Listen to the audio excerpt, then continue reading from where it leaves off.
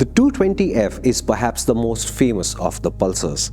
But for Bajaj, it's also been a bit of a headache because weaning people off that motorcycle has been a challenge that endures. Bajaj's biggest attempt about a year ago was the launch of the F250 and the N250, and in the process, we got two excellent city motorcycles.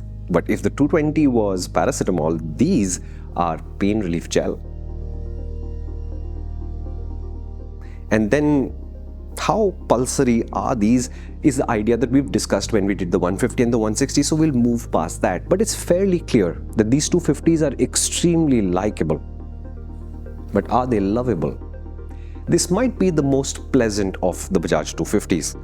How many Pulsars are there? You might need a census, but the 250s, remember them as D and F, Dominar 250, N250 and F250. And for the purpose of this story, everything we discuss applies to the N and the F because they're very similar. And the biggest thing that stands out is how easy they are to ride. It always feels like you put in a small amount of effort and the bike does a lot of work for you. And Bajaj has covered the bases. Clutches, super light, comfort, excellent, and economy, very, very acceptable. Your mind will be happy. Even on price. The Dominar, it's 35,000 rupees more.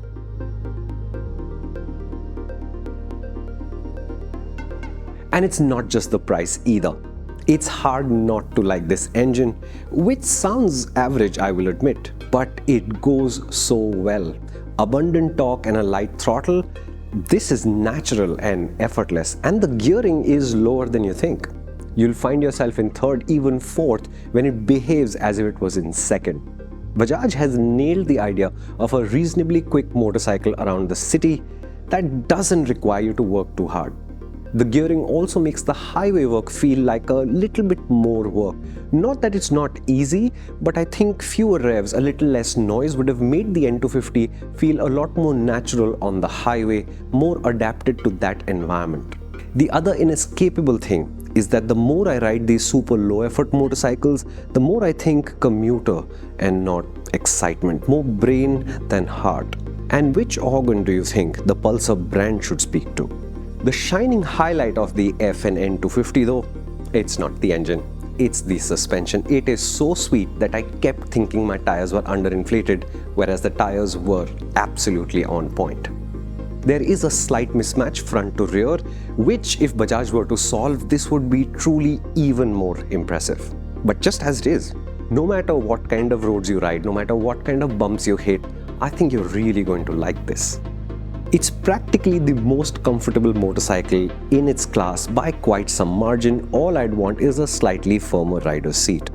And at highway speeds, because of the nature of the suspension, it can feel a little bouncy, but that's not a complaint, it's not a rant, it's just something you need to remember. A Pulsar receiving compliments for comfort? Does it still know what to do when the corners arrive? Well, mostly. There are elements like the lighter wheels which help its case, but the new frame does retain both a sense of confidence that it offers you and the stability you need to have that confidence. Sporty? Maybe. Competent?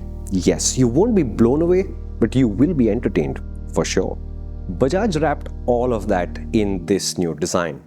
In fact, one day I saw an N250 coming towards me, and then I realized it was actually an N160, but when it passed me, it was an MT15, but it was at twilight, so we won't think too much about it. This design though, it seems to have very few cues that link the N back to the Pulsar legacy as it were.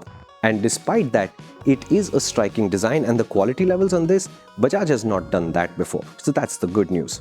And the flip side, if Bajaj were to launch the N150, N180 and N220, then the Pulsar range would be complete. In fact, in this video, we've left you a few Easter eggs. See if you can spot them, and if you do, leave us a comment. Oh, we nearly forgot the F250. Okay. The 220F's design is more striking and more impressive than the F250, and if anything, the 250 needed to look physically larger to impress this audience. The two sides of the N and F250 story really do bother me.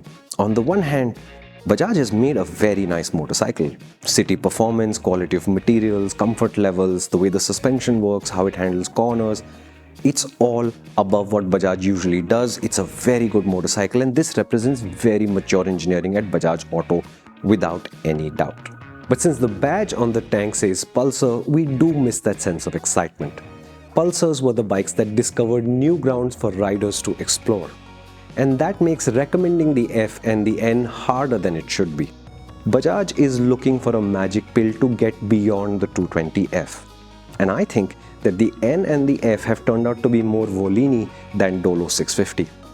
So if you know what to do about this headache, leave us a prescription.